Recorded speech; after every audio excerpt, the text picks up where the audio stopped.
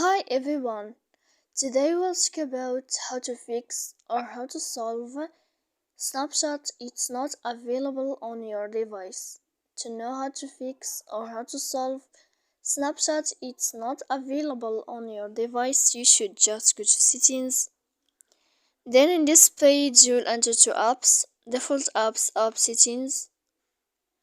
Here in this list you will search about this window of Snapchat and you will enter. Then in this page of app info you will click on force stop and you will click OK. Then you will enter to storage. After that you will click clear cache. And in the end you can go to Play Store, you will search about Snapchat and you can update your application.